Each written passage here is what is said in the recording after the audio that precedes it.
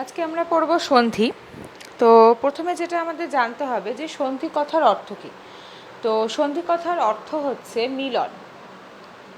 এটা শর্ট কোশ্চেনে আসতে পারে, একটু নোট ডাউন করে নিও। সন্ধি কথার অর্থ হচ্ছে মিলন। আর সন্ধি কাকে বলে না, সন্ধি হচ্ছে দ্রুত উচ্চারণের ফলে, ঠিক আছে, যখন আমরা কোনো কিছু দ্রুত বা তাড়াতাড়ি উচ্চারণ করতে চাই, দ্রুত উচ্চারণের ফলে পরস্পর সন্নিহিত দুটো ধ্বনির মিলনে যে ধ্বনিগত পরিবর্তন হয় তাকেই সন্ধি বলে।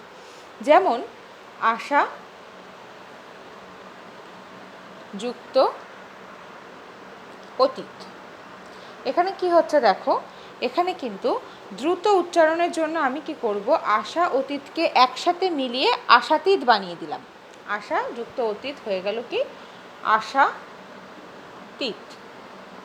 তাহলে আমি এখানে কি করলাম না, সন্ধির ডেফিনেশনটাকে আমি দেখো আর একবার বলে দিচ্ছি যে দুটো জিনিসকে আমি কি করছি, সন্নিহিত করছি, পরস্পর মেলাচ্ছি, মিলিয়ে আমি কি করছি, দ্রুত উচ্চারণের জন্য একটা ধ্বনির থেকে মানে এই ধ্বনি থেকে এই ধ্বনিতে আমি পরিবর্তন করছি।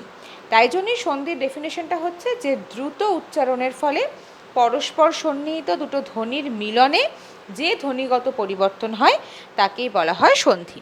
এক্সাম্পল আশাযুক্ত অতীত আশাতীত। এবার আমরা জানবো যে সন্ধির কিছু উদ্দেশ্য এবং প্রয়োজনীয়তা। সন্ধির প্রধানত উৎস হচ্ছে দুটো, উদ্দেশ্য হচ্ছে দুটো।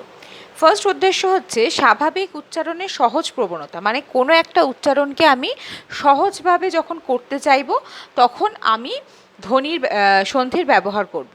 এবং আরেকটা হচ্ছে ধ্বনিগত মাধুর্য সম্পাদন, মানে হচ্ছে ধ্বনিটা যাতে আমার শুনতে ভালো লাগে সেটার জন্য আমরা সন্ধির ব্যবহার করি। তাহলে তার উদ্দেশ্য কি, সন্ধির উদ্দেশ্য হচ্ছে দুটো প্রধান উদ্দেশ্য। একটা হচ্ছে স্বাভাবিক উচ্চারণের সহজ প্রবণতা, উচ্চারণটাকে সহজ করে, আর একটা হচ্ছে ধ্বনিগত মাধুর্য। নেক্সট হচ্ছে প্রয়োজনীয়তা। সন্ধির প্রয়োজনীয়তা কি? ফার্স্ট হচ্ছে দেখো, নতুন শব্দ গঠন করতে সাহায্য করে। নতুন কোনো শব্দকে তৈরি করি আমরা সন্ধির সাহায্যে। শব্দের আকার ছোট করে, একটা বড় শব্দকে ছোট আকারে নিয়ে আসে। ধ্বনি পরিবর্তনের ক্ষেত্রে কোনো একটা ধ্বনিকে আমরা পরিবর্তন করতে সন্ধির ব্যবহার করি বা সন্ধির প্রয়োজন হয়। ভাষাকে সাবলীল ও শ্রুতিমধুর করতে, মানে কোনো একটা ভাষা আমরা ফ্লুয়েন্সি আনার জন্য, দ্রুত বলার জন্য এবং তাকে শ্রুতিমধুর অর্থাৎ শুনতে যাতে সেটা ভালো লাগে তার জন্য আমরা ব্যবহার করি। উচ্চারণ সহজ করতে, একটা বড় উচ্চারণ করতে আমাদের কষ্ট হয়, সেটাকে সন্ধির মাধ্যমে ছোট করে আমরা সহজে উচ্চারণ করতে পারি। এবং ভাষাকে প্রজ্বলিত করতে অর্থাৎ আকর্ষিত করতে, ভাষা যাতে অনেক বেশি আকর্ষিত হয়ে উঠতে পারে, এই সব কারণের জন্য, এই 6টা কারণের জন্য আমরা সন্ধি আমাদের কাছে প্রয়োজনীয়। এরপর আমরা সন্ধির প্রকারভেদের মধ্যে যাচ্ছি। সন্ধিকে সাধারণত দুটো ভাগে ভাগ করা হয়, একটা বাংলা সন্ধি, একটা সংস্কৃত সন্ধি। সংস্কৃত সন্ধিকে তৎসম সন্ধিও বলা হয়। বাংলা সন্ধিকে দুভাগে ভাগ করা হয়, স্বরসন্ধি ব্যঞ্জন সন্ধি, এবং তৎসম সন্ধিকে 3 ভাগে ভাগ করা হয়, স্বরসন্ধি ব্যঞ্জন সন্ধি বিসর্গ সন্ধি। আমি এটা চার্টে দেখালাম না, আমি একবারে সোজা সন্ধির যে দুটো ভাগ, মানে বাংলা সন্ধি আর তৎসম সন্ধি, আমি আগে বাংলা সন্ধি দিয়ে তোমাদের এখানে শুরু করছি। বাংলা শব্দের সন্ধি তোমাদের পরীক্ষায় একটু কম আসে, বেশি আসে তৎসম বা সংস্কৃত শব্দের সন্ধি, কিন্তু তাও আমি এটা করিয়ে রাখছি যদি বাই চান্স কোনো কারণে আসে পরীক্ষায় তার জন্য। তো বাংলা শব্দের সন্ধি বলতে গিয়ে আমি কি বললাম এইমাত্র, যে বাংলা শব্দের সন্ধিকে দুভাগে ভাগ করা হয়, একটা স্বরসন্ধি, একটা ব্যঞ্জন সন্ধি। স্বরসন্ধিটা আগে আমরা করি, দেন আমরা ব্যঞ্জন সন্ধি করব। তো বাংলা শব্দের স্বরসন্ধি কাকে বলে না, যখন স্বরসন্ধি বা স্বরসন্ধির সাথে যখন স্বরসন্ধির মিলন হয় তখন তাকে বাংলার স্বরসন্ধি বলে। অর্থাৎ এখানে দুটোই কি হবে, স্বরসন্ধি বা স্বরবর্ণ বা ইয়েতেই হবে, মানে ব্যঞ্জন বর্ণের বা ব্যঞ্জন ধ্বনির এখানে কোনো আগমন ঘটবে না। বাংলা শব্দে স্বরসন্ধি যেটা, সেখানে স্বরসন্ধি আর স্বরসন্ধি দুটোতেই স্বরবর্ণেরই মিলন ঘটবে। ফর এক্সাম্পল, যেমন ধরো আমি বললাম একটা উদাহরণ দিয়ে, হর্ষই যোগ এ, এখানে হর্ষই এবং এই যে এটা লোপ পাবে। উদাহরণ কি, হর্ষই যুক্ত এ করলে হর্ষই হয়, এখানে এটা লোপ পাবে। উদাহরণ নদী যুক্ত এর, এখানে কি আছে, হর্ষই বা দীর্ঘই বা দীর্ঘিকার, আর এখানে কি আছে, এ আছে। এক্ষেত্রে কি হচ্ছে দেখো, এখানে কিন্তু নদী যুক্ত এর হয়ে যাচ্ছে নদীর। এখানে এটা কি হয়ে গেল, লুপ্ত হয়ে গেল। তাহলে আমাদের বাংলা সন্ধির ক্ষেত্রে নিয়ম মাথায় রাখতে হবে যে হর্ষ এর সাথে এ যখন যুক্ত হবে বা পরপর দুটো থাকবে, হর্ষই বা দীর্ঘই, শুধু হর্ষই লেখাটা এখানে ভুল হবে, এখানে দীর্ঘিকারও আছে, তো এখানে দীর্ঘইটাও লিখে দিচ্ছি। যখন হবে তখন সেখানে কি হবে, এ যেটা থাকবে বা একার যেটা থাকবে সেটা লুপ্ত হয়ে গিয়ে কি হয়ে যাবে, তার বদলে হর্ষই কারটাই সেখানে ফুটে উঠবে। যেমন নদী যুক্ত এর হয়ে গেল নদীর। বা ধরো আমি যেটা বললাম 20 যুক্ত 1, এটা কি হয়ে যাবে, কুড়িক। কেন কুড়িক হলো না, আমি দেখতে পাচ্ছি এখানে হর্ষিকার আছে আর এখানে এ আছে, তাই জন্য এটা কি হয়ে গেল, 20 যুক্ত 1 কুড়িক। এটা হচ্ছে প্রথম সূত্র। দ্বিতীয় সূত্র দেখো, অ যুক্ত এ, এখানে আবার এ হবে আর অটা লোপ পেয়ে যাবে। যেমন ধরো 100 যুক্ত 1, এখানে কি হয়ে গেল, শতেক। শতেক মানে এই যে একারটা হলো, এই যে এটাই এখানে একার রূপে বসলো, আর এই যে অটা মানে শত, তয়ের যে একটা উচ্চারণ, তয়ের সাথে যে স্বরবর্ণের উচ্চারণটা হচ্ছিল সেটা দেখো উঠে গেল, শতটা হয়ে গেল শতেক, আর আমি তয়ের উচ্চারণটা তয়ের মতো করছি না। বা ধরো আমি বললাম কতেক, এটা কি হবে, কত যুক্ত 1, কতেক। ওকে, তো এখানেও তটা আর এটা মিলে এখানে একার রূপে বসে যাবে। নেক্সট দেখো আ যুক্ত আ, এখানে দুটো আয়ের মধ্যে একটা আ থাকবে আর একটা আ লোপ পাবে। কিভাবে, ধরো শাখা, এখানে শাখাতে কি হচ্ছে, এই এখানে আকার আছে, দ্যাট মিন্স আ আছে, তাই তো। এর সাথে ধরো আমি যুক্ত করলাম আড়ি, শাখা যুক্ত আড়ি, এটা যখন আমার পরিবর্তন হবে তখন কি হয়ে যাবে জিনিসটা, শাখারি। তাহলে এখানে কি হচ্ছে দেখো, এখানে এই আটা এই আটার মধ্যে এই যে সেকেন্ড আটা সেটা অমিট হয়ে যাচ্ছে বা উঠে যাচ্ছে, তার জায়গায় কি চলে আসছে, একটা আকার শুধু চলে আসছে, শাখা যুক্ত আড়ি, শাখারি। আমি কিন্তু এখানে শাখা আড়ি বসাচ্ছি না। তাহলে এখানে দুটো আ থাকলে, বাংলা শব্দের সন্ধির ক্ষেত্রে দুটো আ থাকলে আমাদের একটা আ বসবে আর একটা আ অটোমেটিক্যালি অমিট হয়ে যাবে। নেক্সট দেখো আ যুক্ত হর্ষ, এখানে হর্ষ উকারটা প্রকাশ পাবে কিন্তু আটা অমিট হয়ে যাবে বা লোপ পাবে। যেমন মিথ্যা যুক্ত উক, এটা কি হয়ে যাবে, মিথ্যক। ঠিক আছে, তাহলে এখানে সরি এটা উক হবে, মিথ্যক।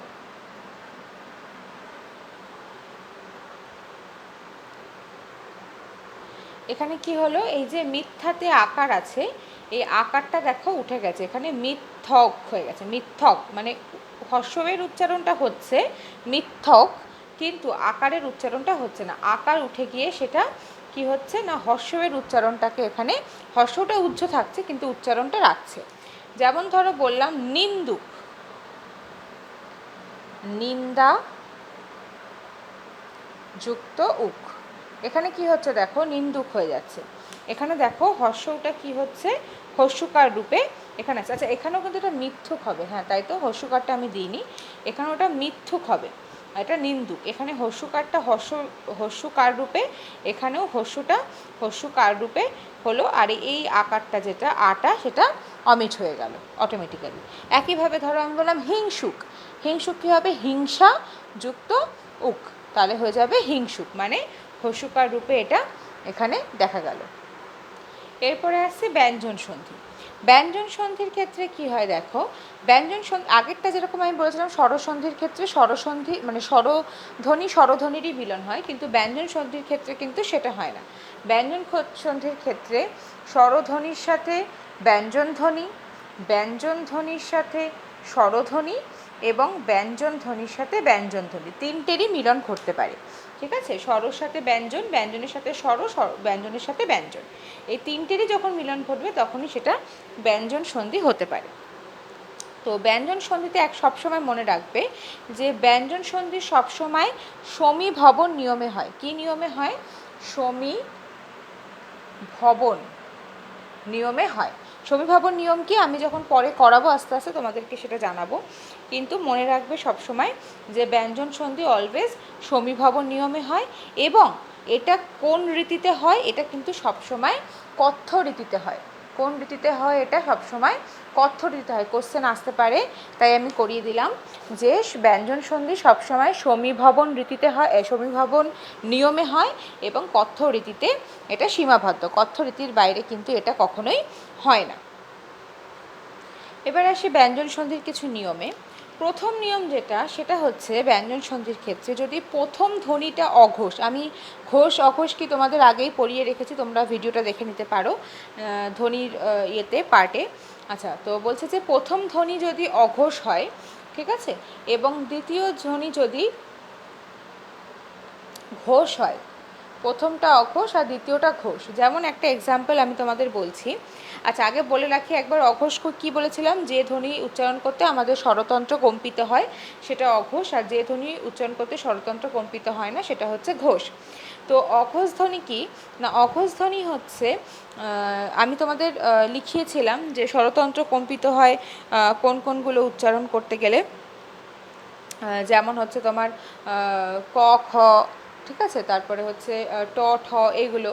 আর ঘোষধ্বনি কোনগুলো? যেগুলো হচ্ছে তোমার উচ্চারণ করতে গেলে মানে কম্পন হয় না, যেমন ছ, এগুলো। তো অঘোষের ক্ষেত্রে একটা উদাহরণ আমি এইটার ফার্স্টের নিয়মে বলছি। ধরো ছোট দা, এটা যখন আমরা একসাথে উচ্চারণ করবো, এই যে ট ট বলতে গেলে আমাদের স্বরতন্ত্র কম্পিত হচ্ছে, কিন্তু যখন এটা সন্ধিতে কনভার্ট হয়ে যাবে, এটা হয়ে যাবে ছোটদা, তখন আর টটা কিন্তু আমরা টয়ের মতো ছোট বলতে গেলে যে কম্পনটা সেটা হচ্ছে না, ছোটদা একবারে বলছি। এবং তার ফলে কি হচ্ছে, এই ছোটদাতে এই যে অঘোষ ধ্বনিটা মানে টটা, সেটা অটোমেটিক্যালি কনভার্ট হয়ে যাচ্ছে ঘোষে।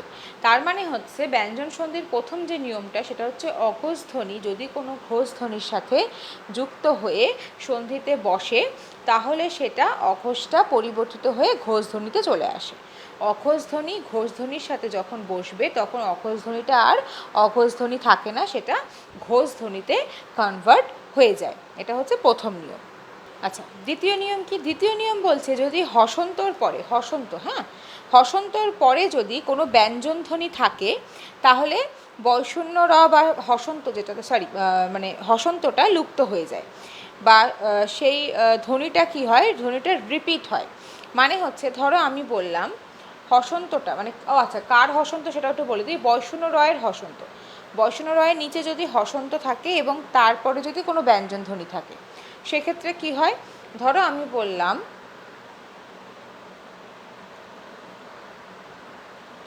ধর যুক্ত না, ঠিক আছে, এখানে কি আছে দেখো, বয়শূন্য রয়ের নিচে হসন্ত আছে। নিয়মটা হচ্ছে যেহেতু বয়শূন্য রয়ের নিচে হসন্ত আছে আর তারপরে কি আছে ন মানে ব্যঞ্জন ধ্বনি আছে, সেই কারণে বয়শূন্য রটা উঠে গিয়ে এই নটা কি হবে, রিপিট হবে, ঠিক আছে, মানে দুটো ন হয়ে যাবে, মানে এটা হয়ে যাবে তখন ধন্না, ধ নয় নয় আকার, ধন্না।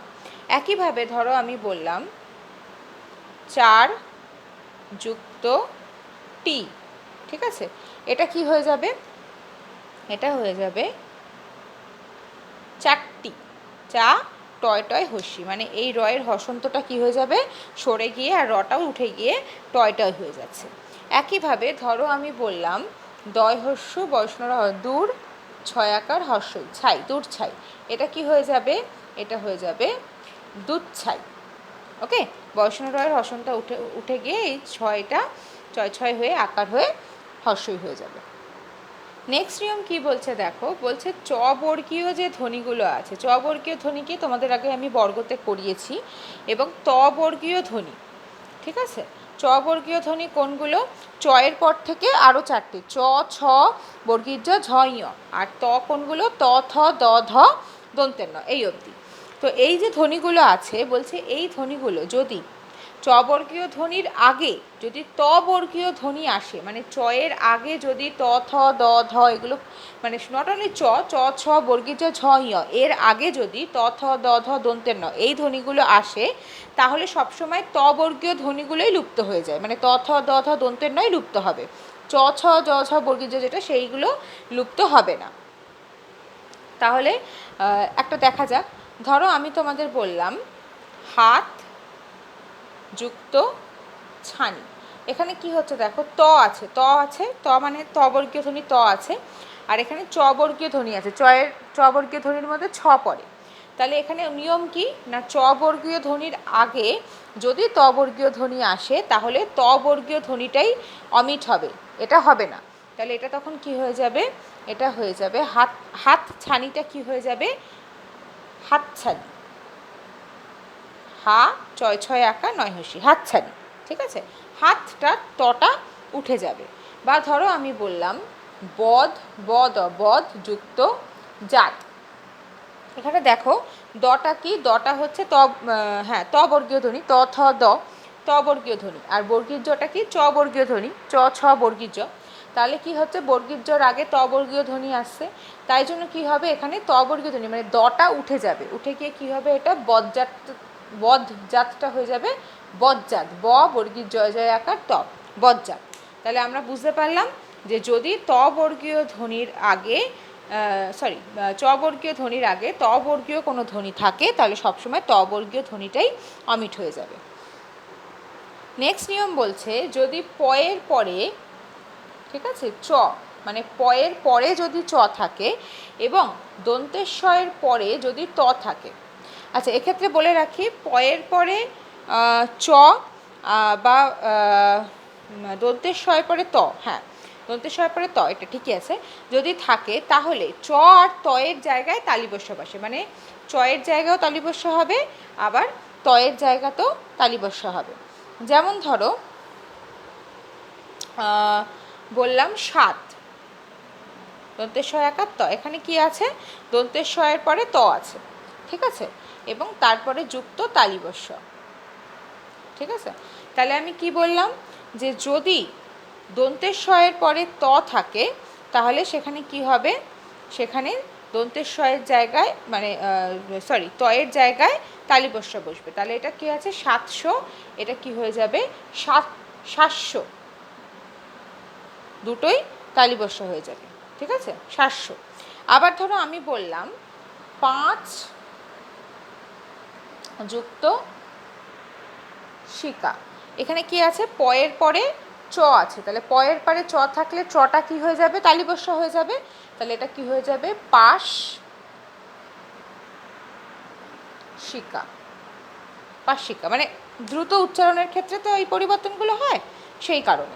বা ধরো 500, সেটা কি হয়ে যাবে 500, ধরো এখানে ধরো তালিবস্য আছে 500, সেটা কি হয়ে যাবে, আমরা অনেক সময় দ্রুত উচ্চারণ করতে গেলে কি উচ্চারণ করি 500, দুটোকেই স করে দিই 500, আমরা কিন্তু আর 500 বলি না 500, তাই তো, তাহলে চয়ের জায়গায় ওটা তালিবস্য হয়ে যাবে।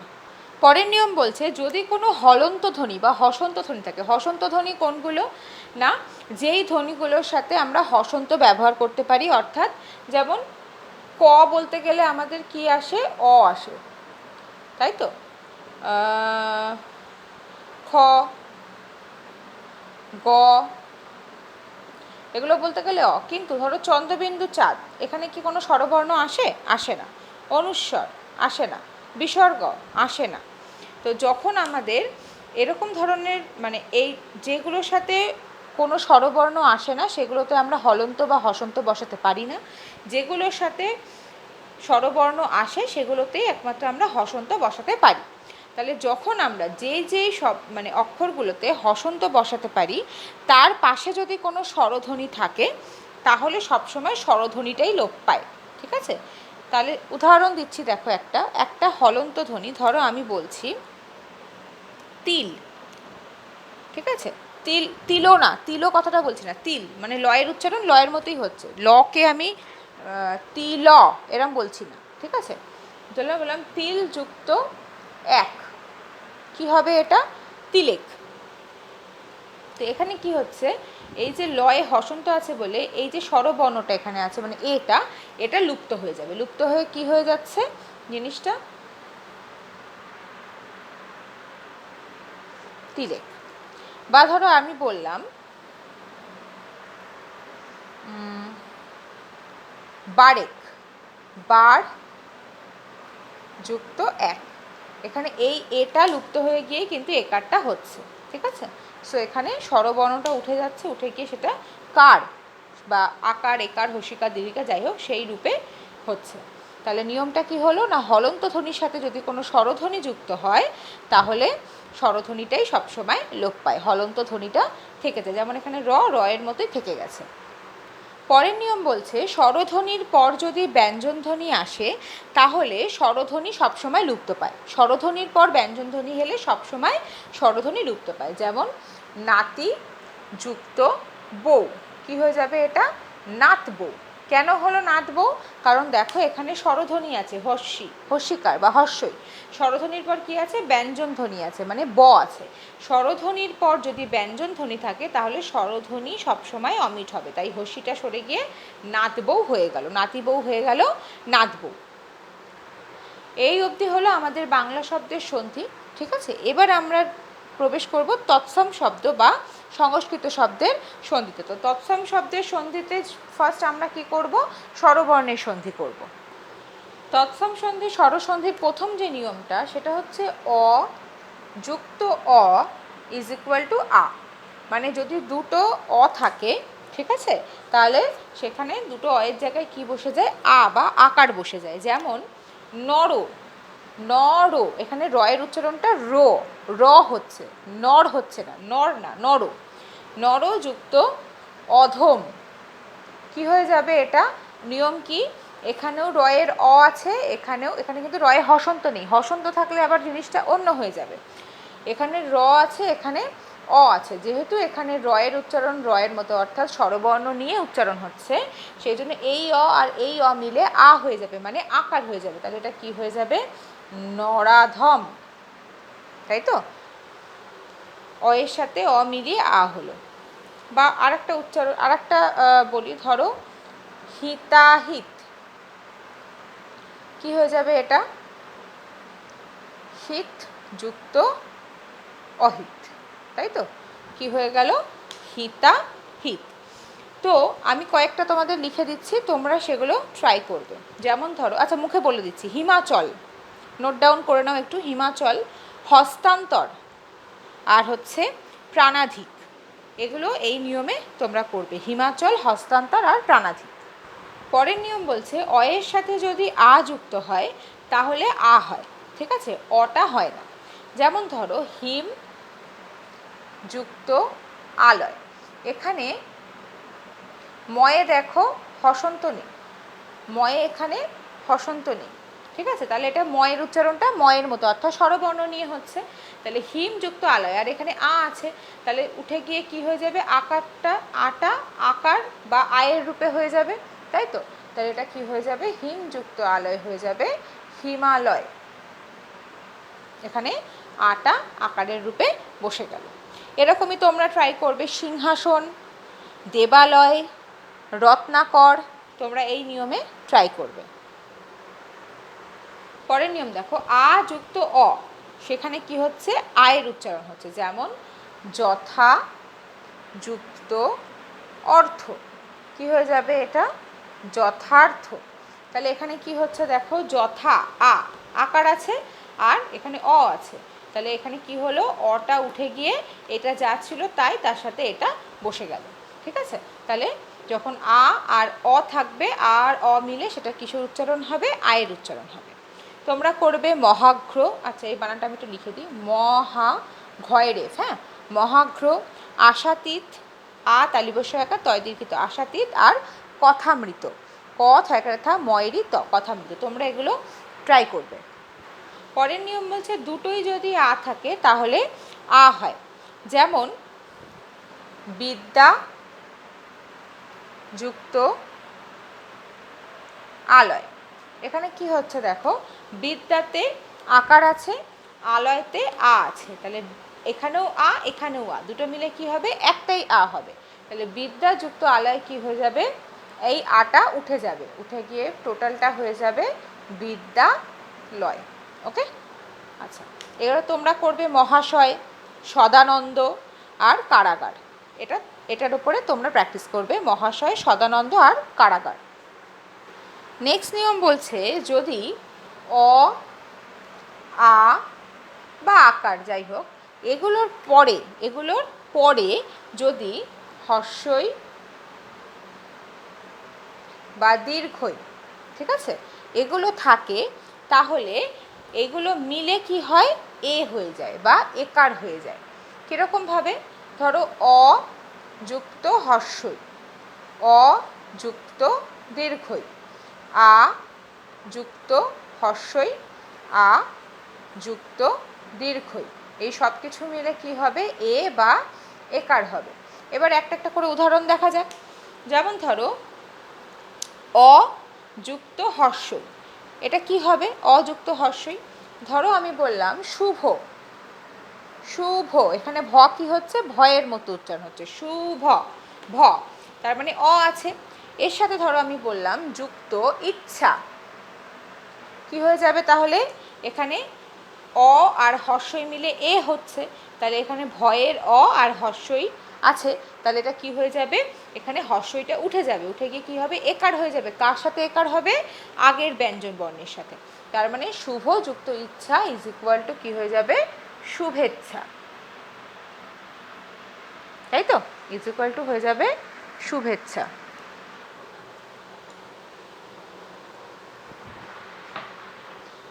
তারপরে আছে অ প্লাস দীর্ঘই, এখানে কি হচ্ছে, এ হচ্ছে, তাহলে অ প্লাস দীর্ঘের সাথে কি হয়, উদাহরণ ধরো বললাম পরম, এখানে পরমের মটা ময়ের মতোই উচ্চারণ হচ্ছে, পরম যুক্ত ইস, দীর্ঘই তালিবস্য, পরম যুক্ত ইস, এটা কি হয়ে যাবে, দীর্ঘইটা উঠে গিয়ে ময়ে একার হয়ে যাবে, তাহলে এটা কি হয়ে যাবে, পরমেশ।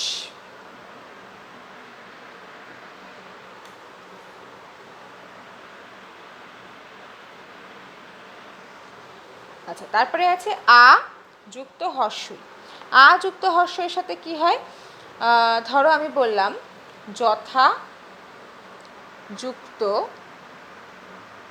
ইষ্ট, তাহলে এখানে যথার আকার আর ইষ্টর হর্ষই, যথা যুক্ত ইষ্ট মিলে কি হয়ে গেল, যথেষ্ট, তাই তো। আচ্ছা তারপরে আছে আ যুক্ত দীর্ঘই, আ যুক্ত দীর্ঘের উদাহরণ কি হতে পারে, ধরো মহা যুক্ত ইস, দীর্ঘই তালিপোষা, মহাযুক্ত ইস কি হয়ে যাবে, এটা মহেশ, মহাযুক্ত ইস কি হয়ে যাবে, মহেশ। কেন মহেশ হলো না, এখানে আকার আছে আর দীর্ঘই আছে, সেটা মিলে এখানে একারের রূপ নিল। তোমাদের কিন্তু এই ফরম্যাটটাই পরীক্ষায় বেশি আসে, যেটা এখন করাচ্ছি তৎসম শব্দের সন্ধি। এবং এখান থেকে একটা জিনিস মাথায় রাখো, যে শব্দগুলো করাচ্ছি শব্দ ভাণ্ডারের, সেগুলো কিন্তু সবই তৎসম শব্দ করাচ্ছি, তো এগুলো তোমরা কাউন্ট করে রাখো বা লিখে রাখো এক জায়গায়, যে তৎসম শব্দে তোমাদের একটা বড় বেশ ভাণ্ডার তৈরি হয়ে যাবে। এবার তোমাদের এই ফরম্যাটের ওপর, মানে এই অহস্যই আহস্যই অদীর্ঘই আদীর্ঘের ফরম্যাটের ওপর আমি কিছু শব্দ দিচ্ছি, তোমরা সেগুলো বাড়িতে ট্রাই করবে। যেমন লিখে রাখো রমেশ, নরেন্দ্র, নরেশ, প্রথমেরটা বললাম রমেশ, হ্যাঁ বয়শূন্য র, আর এখন বললাম নরেশ দন্তের ন, নরেন্দ্র, স্বেচ্ছা, নেক্সট ওয়ার্ড হচ্ছে স্বেচ্ছা, দেন হচ্ছে শ্রবণেন্দ্রিয় আর পূর্ণেন্দু, পূর্ণেন্দু, শ্রবণেন্দ্রিয় আর পূর্ণেন্দু। এরপর আছে স্বরসন্ধির পরের নিয়মে, বলছে অ, আ বা আকার যাই হোক, এর পরে যদি হস্যু বা দীর্ঘকার, ঠিক আছে, এরপরে যদি হস্যু বা দীর্ঘকার থাকে, তাহলে দুটো মিলে কি হয়, দুটো মিলে ও কার বা ওকার, ঠিক আছে, এটা হয়ে যায়। তাহলে অ যুক্ত হস্য, অ যুক্ত দীর্ঘ, আ যুক্ত হস্য, আ যুক্ত দীর্ঘ, প্রত্যেকটার একটা করে উদাহরণ দেখা যায়। আচ্ছা অযুক্ত হর্ষ করলে কি হবে? ওকার হবে, তাই তো? তাহলে উদাহরণ কি হতে পারে? সূর্য যুক্ত উদয়, সূর্য যুক্ত উদয় কি হবে? সূর্যোদয়। সূর্যোদয়ের স্পেলিংটা কি হবে?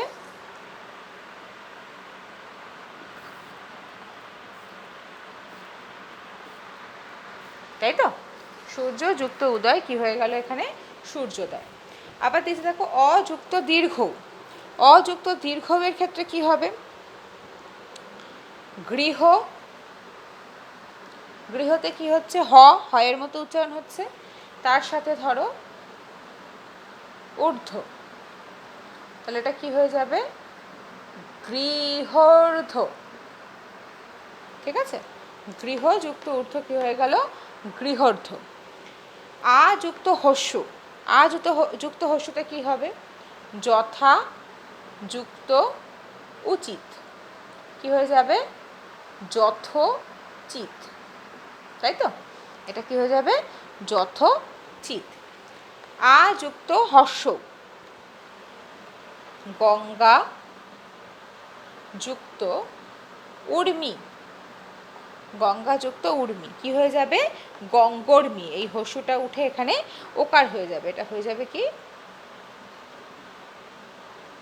গঙ্গর্মি।